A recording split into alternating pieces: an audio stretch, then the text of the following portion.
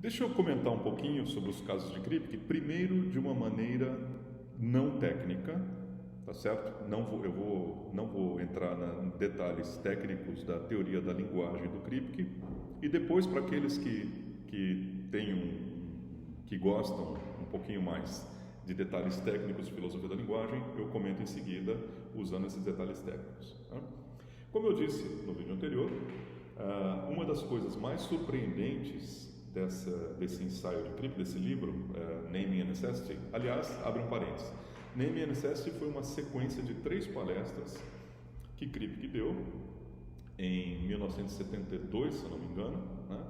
E essas palestras foram tão extraordinárias que elas ficaram circulando sob a forma de alguém transcreveu essas palestras, e isso circulou underground, quer dizer, antes dela ser publicada, antes do livro ser publicado, Naming and Necessity, isso circulou de maneira underground, fotocópia na época, né? As pessoas fotocopiavam, e já praticamente toda a comunidade filosófica conhecia esse trabalho como um trabalho extremamente impactante, né? Então circulou underground de aproximadamente 8 anos, até que finalmente em 1980 foi publicado, né?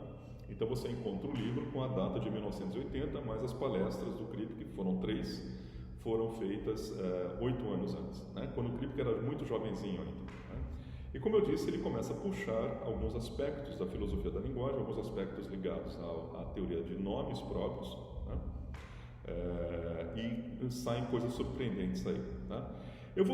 Como eu vou primeiro mencionar esses casos de maneira não técnica, no primeiro momento, você não vai ver o que isso aí tem a ver com nomes próprios, tá? Na segunda parte, quando eu entrar na explicação mais técnica, aí você vai entender o que isso tem a ver com nomes próprios, tá bem? Vamos pegar primeiro, eu disse que na nossa concepção intuitiva, verdades necessárias são sempre conhecidas de maneira a priori, sim ou não? Sim, claro, se é uma verdade necessária, né? Basta você pensar naquilo que todo mundo possível tem que ter como verdadeiro, por exemplo, a matemática, né? Todo mundo possível tem que ter matemática como uma verdade, então eu não preciso ir para o laboratório, nenhum matemático vai para o laboratório, tá certo? Para descobrir leis a respeito dos números, a respeito das formas geométricas, etc. Né? Mas vamos pensar numa situação peculiar, né? Vamos pensar na água, por exemplo. A água que a gente bebe, que está aí nas cachoeiras, nos rios, etc, etc. Tá certo? Foi uma descoberta científica que levou muito tempo, foi o resultado de muita experiência de laboratório, que a água tem a estrutura molecular que ela tem. A água, todo mundo sabe, hoje em dia, é H2O. Isso não é uma verdade a priori, né? Porque a humanidade passou séculos e séculos, milênios, tá? Sem saber que a água era H2O, e que a água é H2O é uma descoberta empírica, uma descoberta extraordinária, tá? Se eu não me engano, 1750, mais ou menos, foi feita essa descoberta, né? Alguém descobriu que a água é composta de oxigênio, tá? E de um outro gás que essa pessoa chamou de, não me lembro o nome do químico, foi um químico inglês, e outro gás que essa pessoa chamou de hidrogênio. Hidro vem de água, exatamente é o gás que sai da decomposição da água, tá? Isso foi uma descoberta extraordinária, né? Um resultado de muito tempo de pesquisa, muito tempo de investigação. Então, aqui está, por excelência, um resultado, né? Uma proposição que se conheceu a posteriori, tá certo? Que a água seja H2O, que a estrutura molecular da água é H2O. Outro exemplo, que ouro é o elemento de número atômico 79. Né? Uma descoberta, não tem nenhuma dúvida de que isso representa uma proposição que é conhecida a posteriori, porque isso é o resultado de muita pesquisa, tá certo? Milhões de investimento para encontrar a estrutura atômica, para saber qual é o número atômico do ouro, quantos prótons, quantos elétrons tem no átomo do ouro. De forma alguma, apenas analisando o conceito de ouro, considerando o conceito de ouro, você chegaria a essa conclusão. Essa conclusão é resultado de muita experiência empírica, tá certo? Mas agora, vamos pensar, essas verdades, água é H2O, ouro é 79, o número atômico 79, são verdades contingentes ou são verdades necessárias? Pensa na água, né? Que a água seja H2O, é uma verdade contingente ou é necessária? Você diz, olha, água é H2O no nosso mundo, mas em outro mundo possível, a água poderia não ser H2O, ela poderia ter outra estrutura atômica. Se você tem uma perspectiva essencialista, como Aristóteles tinha a respeito da água, né? Quer dizer, que a água tem uma certa essência e não poderia não ter essa essência, né? Então você não poderia ter um caso em que a água não é H2O. Por quê? Não, mas suponha, eu estou falando aqui um líquido que é transparente, inodoro, que está nos rios, nos lagos, etc. Em outro mundo possível, poderia não ter a estrutura H2O. Um essencialista poderia dizer para você o seguinte: não, então você está falando de um líquido que tem as mesmas características visuais e etc. da água, mas não é água. Você está falando de um outro líquido, né? Em outro mundo possível, pode haver um líquido que é muito parecido com a água, mas não é a água, tá? Então, porque a água é uma característica essencial da água ter a estrutura H2O. Assim como você dizer, em outro mundo possível o triângulo poderia não ter 3 lados. Espera aí, um triângulo que não tem 3 lados não é triângulo, né? Uma característica essencial do triângulo é ter 3 lados, né? Se você está falando de uma coisa que não tem 3 lados, você está falando de algum outro objeto ou de alguma outra forma, mas não está falando de triângulo. Da mesma forma, se você está falando de um líquido ou de uma substância que não tem a estrutura molecular H2O, você está falando de alguma outra substância que pode ser parecida com a água, tá? Mas não é água, porque a água é uma propriedade essencial da água, ter a estrutura molecular H2O. Mesma coisa com o ouro. Talvez alguém possa ser tentado a dizer, mas em outro mundo possível, o ouro poderia não ter o número atômico 79, né? Poderia ter o número atômico 43, sei lá.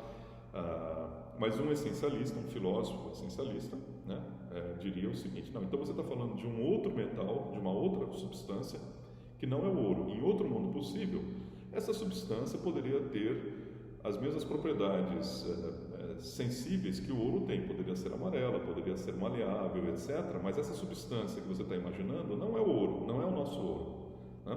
Porque para ser o nosso ouro tem que ter o número atômico 79. É uma propriedade essencial do ouro, intrínseca do ouro, e para ser ouro tem que ser a substância de número atômico 79. Tá? Então, é uma propriedade necessária do ouro ter o número atômico 79. Não é uma propriedade contingente. Propriedade contingente do ouro, ou uma propriedade acidental, como Aristóteles diria, é ser amarelo. O ouro é amarelo, mas não é uma propriedade intrínseca do ouro. Na verdade, o fato de que o ouro seja amarelo é uma propriedade do nosso aparelho visual. Nós enxergamos o ouro como sendo amarelo, mas ele não é intrinsecamente amarelo. Aliás, intrinsecamente nem cor ele tem. Intrinsecamente, o ouro é um aglomerado de átomos com uma certa estrutura particular, tá? Mas que ele seja amarelo, ele não é amarelo. Nós é que enxergamos o ouro como sendo amarelo. Se o nosso aparelho óptico fosse diferente, nossos sensores aqui fossem diferentes, a gente enxergaria o ouro, sei lá, como prateado, como branco. Talvez nem enxergássemos o ouro, dependendo se o comprimento de onda da luz que o ouro reflete, né, nós fôssemos insensíveis a isso, a gente não enxergaria o ouro, como nós não enxergamos várias coisas. Tem comprimentos de onda que nós não enxergamos. Mas eles estão aí, a gente sabe que eles estão aí porque tem aparelhos que medem, tá certo? Então, que o ouro seja amarelo, que ele seja maleável, tá?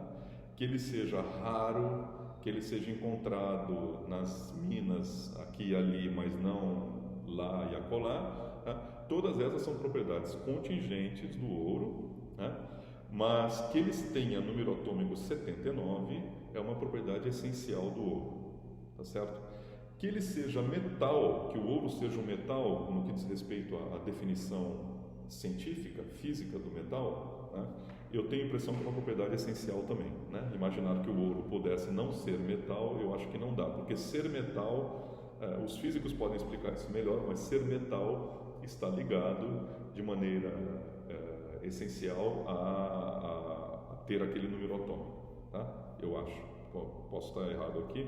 Quem for físico aí, estiver assistindo o vídeo, se quiser me corrigir, me mande uma mensagem que eu corrijo no próximo vídeo. Mas eu acho que ser um metal, por oposição a ser um sal, por exemplo, é uma propriedade essencial do ouro, tá certo? Então, o ouro tem que ter o número atômico 79 em todos os mundos possíveis. A água tem que ter estrutura H2O em todos os mundos possíveis, tá? Então, nós estamos falando, a água ser H2O é uma verdade necessária. E, no entanto, é uma verdade necessária que nós descobrimos como? A posteriori, tá? Depois de muita experiência. Isso é uma coisa extraordinária do Kripke, né? Essa descoberta, né? Talvez um outro exemplo, alguns fenômenos físicos que o calor... Por que é o calor, hein? O que é o calor? Já pararam para pensar nisso? O que é o calor? O abafamento, né? Não é uma sensação física. Existe uma definição, não é uma sensação corpórea, o calor. Existe uma definição física do calor, né? O calor é a quantidade de movimento molecular, né? Uma coisa que está onde há mais movimento molecular, né? Então existe uma quantidade maior de calor do que aquela mesma substância com menos movimento molecular. Quer dizer, quando você aquece a água, coloca a água para ferver, o que você está fazendo é aumentar a movimentação das moléculas da água, né? Bom, isso é uma descoberta, que o calor seja dado pela quantidade de movimento molecular. Isso é uma descoberta física, né? E aí você pergunta, não, mas em outro mundo, é uma descoberta empírica, portanto, é uma descoberta a posteriori, né? Demandou muito tempo de análise, etc. Muito tempo de laboratório, etc. E, no entanto, constitui uma verdade necessária, porque calor essencialmente é movimento molecular, né? Quer dizer, você não pode imaginar em outro mundo possível a existência de calor sem a existência de movimento molecular. Agora, o calor não é a mesma coisa que a sensação de calor, né? Porque a gente tem sensação de calor, novamente é uma coisa subjetiva, a sensação de calor, né? A sensação de calor pode se dar na presença do calor físico, mas pode se dar em situações em que não há calor físico, né? Muitas vezes você sente, a gente sabe que muitas vezes a gente sente, tem uma sensação, se sente acalorado, né? Quando passa vergonha, alguma coisa assim, sem haver nenhuma alteração de calor físico. Então, o calor enquanto fenômeno físico não é a mesma coisa que o calor enquanto sensação corpórea, né? O calor enquanto fenômeno físico é essencialmente movimento molecular, né? Agora, que o calor seja movimento molecular, isso representa uma descoberta empírica, uma descoberta que foi feita em laboratório, né? Depois de muita experiência. Portanto, está aí outro exemplo de uma verdade necessária que é conhecida a posteriori e só pode ser conhecida a posteriori por nós seres humanos, né? A gente não tem condições de descobrir isso sem ser através da experiência empírica. Talvez a mente de Deus, né? A mente de Deus, analisando o conceito das coisas, pudesse chegar à conclusão que calor é movimento molecular, ou pudesse chegar à conclusão que o conceito de ouro inclui o conceito de número atômico 79. Talvez a mente de Deus conseguisse chegar a essa conclusão a priori, mas nós não conseguimos.